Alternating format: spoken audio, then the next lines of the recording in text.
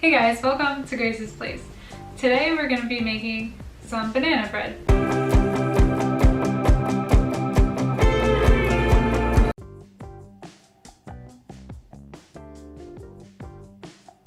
Banana bread is a great way to use up those bananas that are going bad. And you might not have enough bananas that are going bad all at the same time, but you can freeze the bananas until you have enough. For this recipe, you're gonna need 4 pretty much rotten bananas. What you're looking for is as ripe as you can possibly get without mold. All right, so these look black, but they're probably getting a little black before I put them in the freezer, but when you put them into the freezer, it turns the peel black. They're defrosting, so they're getting a little liquidy. Banana bread is a quick bread. So a quick bread basically it's more like a cake, really, that you bake very quickly. Obviously, it's quick bread at a very high temperature. This is going to be 400, whereas most cookies and cakes are baked at 350. So we're going to use the creaming method again to make this. You might remember the creaming method from the space cookie video. If not, check it out. It's good to go over it again because if you look at this video and you look at the other video, you'll see the minor differences between them because they're different things, they're different recipes. But you'll see, the more you see the creaming method done, the more you're going to understand what you can take out and play with, and how different ratios of liquids versus fats are going to make different products, like cookies versus banana bread. Step 1 in the creaming process, as always, is cream the fats and the sugars. So I have my butter and my sugar in my bowl, mixing bowl right now, and I'm going to turn that on and cream that until it's light and fluffy.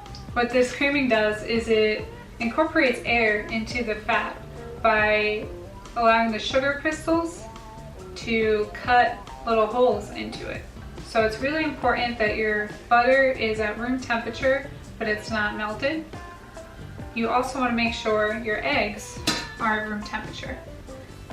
The second step is adding the eggs into the mixture, and if the eggs are too cold, all that nice fluffy butter that's room temperature, it's gonna feel those cold eggs and it's gonna get colder and it's gonna seize up, and then all the air that you worked hard creaming the butter and sugar together is gonna escape out of the mixture. So it's really important that your eggs and your butter are at the same temperature. Okay, so we creamed the butter and sugar and we made sure that we scraped down, because remember, a mixer, it only mixes side to side. It doesn't mix top to bottom. So you really have to make sure that you're going to scrape from top to bottom, make the bottom the top, vice versa, and make sure all of that is creamed together. Okay, so in the last video where we discussed the creaming method, I talked about eggs and flavoring. Flavoring always refers to liquid flavorings in this step. So in this step, we're talking specifically about banana puree. I'm actually going to add the bananas first and cream them with the butter and sugar just to make sure all the big chunks and stuff get incorporated, because I don't want to pull out my food processor and have to clean it, to be honest with you, and it's gonna do just as good of a job. It's fine. You just gotta make sure that the banana gets beaten up enough before you put the eggs in, because once you add the eggs in, the banana is really not gonna get any smaller. But I hate dishes. That's why you could see I always set up my ingredients in steps, and I not by ingredient, because I don't want another bowl that I have to clean for the amaretto or for the baking soda and the baking powder. And I don't think you want to either. So the best thing is to organize yourself in steps. So now I'm gonna add in my rotten bananas. Or super ripe bananas, but Oh, slimy. so since these have been frozen, they're actually even more liquidy. And you can actually just cut off the top of the banana and squeeze the rest of it into the KitchenAid.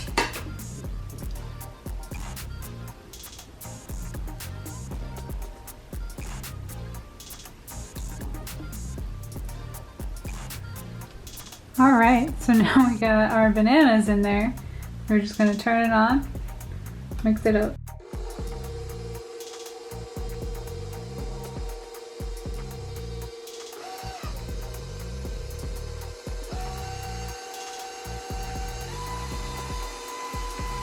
Okay, so I incorporated my banana. Got it all mashed up in there, super smooth. You might have noticed that when I first added the banana, my butter and sugar started to look broken, kind of clumped together a little bit. This was because my bananas weren't frozen anymore, but they were still cold. And that caused the butter to seize up and clump up. And so I did lose some of my air. So you might have noticed that I sped up the mixer, and that was to bring some heat in with the friction of the mixer, but also to bring in some of that air that I lost. But it'll still be okay because I have baking powder and baking soda in my recipe as chemical leaveners to help make my banana bread rise. And also eggs are a leavener, they help things rise too. So we're gonna add in our eggs now, and then we'll move on to the dry ingredients and the mix-ins. Okay, so I'm gonna add my eggs in. I'm gonna put the mixer on low speed and add them in one at a time. This also has my amaretto in it.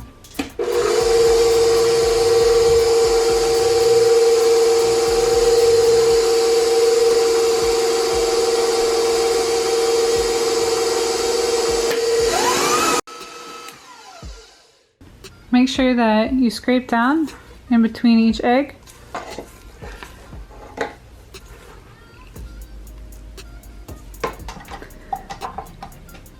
Okay, so I added in my first egg and I scraped down.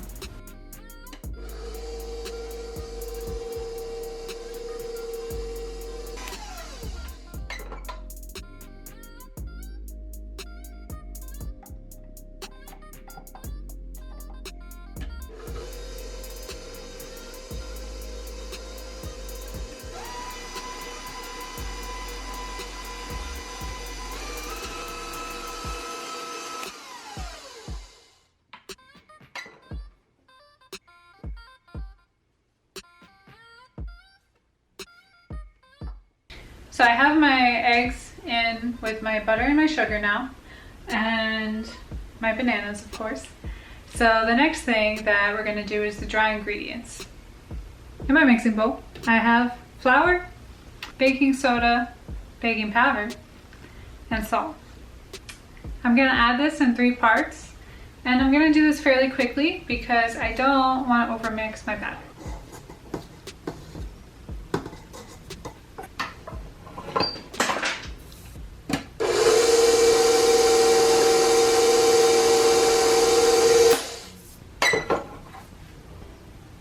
So when it's about 80% of the way there, you can add in more. Make sure you're always scraping in between.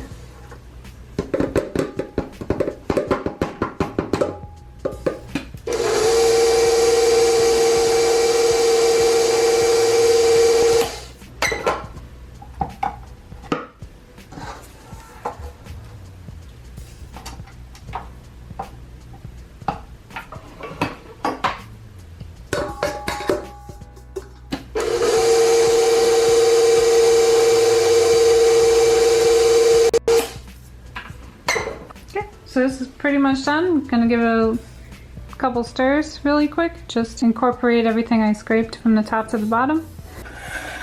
All right, so we got our batter done. And we really don't want to overmix this because that's gonna cause pretty big holes in our banana bread. And we want to make sure that when we slice it, we don't really have too many holes. The holes are from the gluten being overdeveloped. So the next step is to put in your mix-ins. I wanted to kind of spice up my banana bread a little bit. I was thinking a lot about the Fluffernutter sandwich. And so I decided, you know, I love peanut butter and bananas. And I usually put chocolate chips in my banana bread, but my boyfriend was like, Grace, you find an excuse to put chocolate in everything, which I do, but you know, I'm a chocoholic, you know, need help. Anyway, I was thinking about Fluffernutters, and that's pretty much a sugar sandwich, but it's banana and peanut butter and marshmallow fluff, and I thought that was so cool to kind of translate that into banana bread. So I have a trail mix here that's got peanuts, raisins, peanut butter chips, chocolate chips, and M&Ms. And I think I might have some marshmallows, so I'm gonna go look for that real quick, and if I do, I'm gonna add them in. Yes, so I add some marshmallows, awesome. So I'm gonna make Fluffernutter banana bread. This is so cool. Anyway, maybe not right now. It's the little things in life, right? I think these are from Christmas when I made gingerbread. But gelatin and sugar, they don't really go bad. Maybe a little stale, but let's see. Still good. Still marshmallows. Just gotta break these apart. You know how old marshmallows get stuck together. Now that this is the second time doing the creaming method, I hope you guys are kind of seeing the structure and why you do things, as opposed to like me just telling you what to put in. I really want you guys to understand why I'm doing something, because if you understand why, then you can change it to do whatever you want. So for instance, you know the sugar has to be there to whip air into the butter in the creaming method. But it doesn't have to be white sugar. You could do this recipe with brown sugar if you wanted to. Give it a different flavor. But you wouldn't want to do it with just like corn syrup, because although that's a sugar, it's a liquid, so it's not gonna make, you know, air holes into the butter. So, you know, one of the things here is like, all right, well, I made the batter, so the mix-ins aren't really important. You could make this off right now and it would be banana bread, it just wouldn't have anything in it. And even like I used amaretto instead of vanilla. So that's something that's just flavoring. It's not, doesn't affect the structure of the product, so you could change it to whatever you want. So when I'm cooking, you know, those are the kinds of things I hope you're taking away from these videos. Because it's very easy to just do a video with just hands cooking, but that doesn't really explain why they're doing it. And you could follow it and get the same result, but I want to see you guys put your own twists on the things that I do. Make it your own, because then you're actually learning something. Alright, I'm going to show you the technique on how to fold. Okay, so folding is important because it's a way to mix things in without developing too much gluten, and also without stirring too much air out of the batter. So I'm gonna add my mix-ins down the side of the bowl. Probably do about half. And then I'm gonna start from the side, and I'm scraping the side of the bowl, but I'm also like going underneath, like that. And if you do that while you turn the bowl, you're gonna get an extra fold out of that. And you wanna occasionally cut down the middle to get it incorporated. I'm gonna add the rest.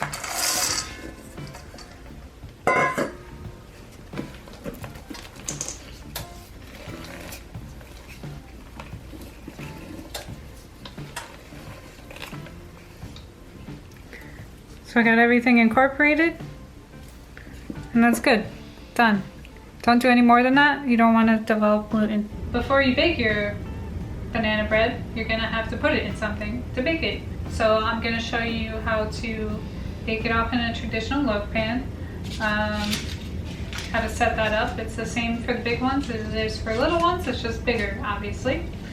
And the rest of my batter I'm gonna put in this bundt pan. So I'm gonna show you how to prep that as well. You can also do these in muffin tins. Really what you're looking for is something that is taller than it is wide. So with a bundt pan that works because we have this cone in the middle, so it's really taller than it is wide. And that's just so you get those nice bread-like slices. The first thing I'm gonna do is I'm gonna take my butter.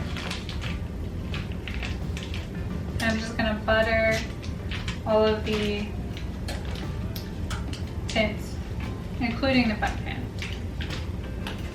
Make sure your hands are clean when you're doing this because obviously you're not gonna use this whole stick of butter, but it's just easier to do it this way.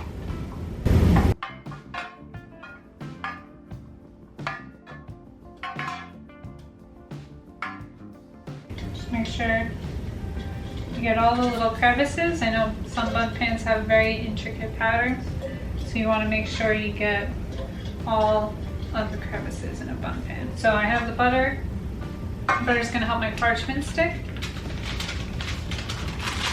My strip of parchment goes on the bottom.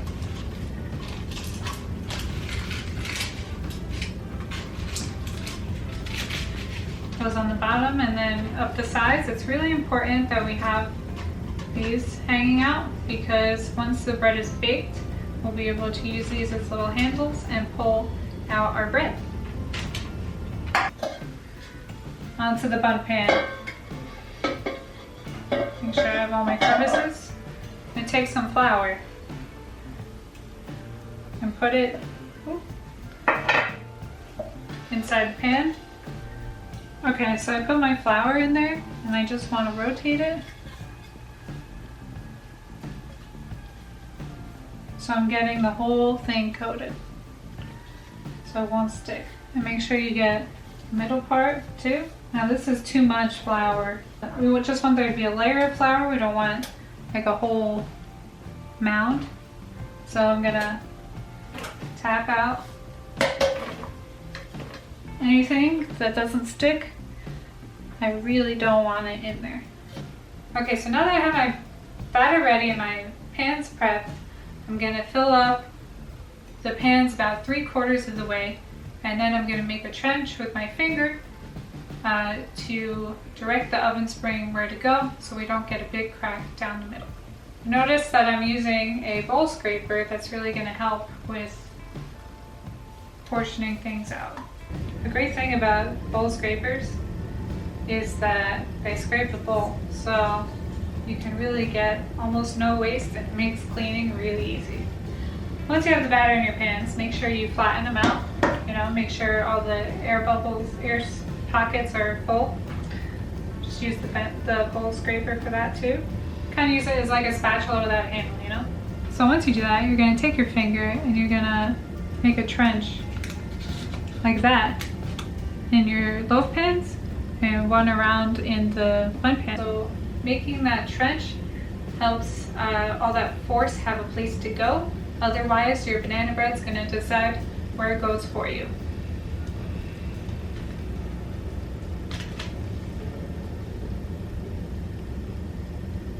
So my pans probably aren't as full as they should be because I wanted to show you the different pan types.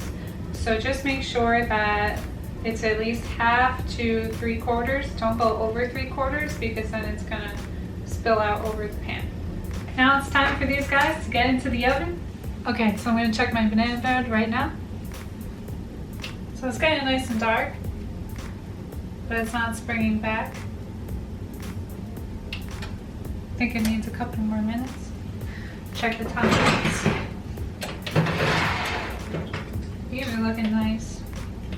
So you can see they're pulling away from the sides. That's what we're looking for. And if I poke one, it should spring back, meaning it's not gonna leave one of my fingerprints. So it's springing back. So the final test to make sure it's completely done is I'm gonna stick a knife in it and see if it comes out clean. It's coming out clean, they're done. I'm gonna let those cool down for a second before I unmold them. I'm gonna give my banana bread that's in the Bundt pan a little bit more time before I take it out, but I'm doing the same tests. I'm looking at it visually. Is it coming in from the sides? When I press it, is it leaving a fingerprint? The big one was, so I know it's not done all the way yet. And then the final test, testing it with a skewer or a clean paring knife to see if it comes out clean. You want to mold your banana breads. Well, they're still a little bit warm, but you can still touch the pan itself without burning yourself. So I'm going to take my paring knife and go around the outside.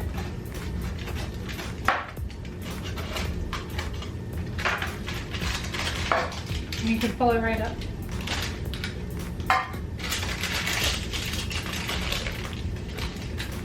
So the Bundt pan's ready. I'm going to go around the edges just like I did for the mini loaf pans. So I'm going to make sure I go around the middle too, just so I get any marshmallow goo off that center stand. Make sure you're not cutting through the bread, or you're just pushing some air in between the pan and your banana bread. Oh, caramelized marshmallow right there. All right, and with a firm flip, I'm gonna really bang it pretty hard just to make sure it comes out. 1, 2, 3. Ta-da! Got a couple holes where there might have been some marshmallows stuck to the pan, but it looks great. So I'm going to use my serrated knife again.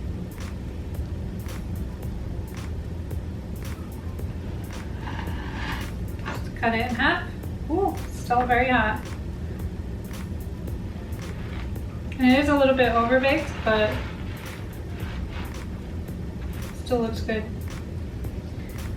You can see how dark the color is from the bottom to the top.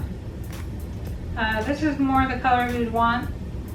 This isn't really going to taste burnt, but it's a little bit overdone. Just like them. It's so sweet just from the bananas because they're so rotten. Of course, you can dust it with some powdered sugar, make it look nice, or some glaze. I'll probably just eat mine just like this. So that's how you make banana bread. Let me know in the comments below what other things you want to learn how to make. I'll see you next time on Grace's Place.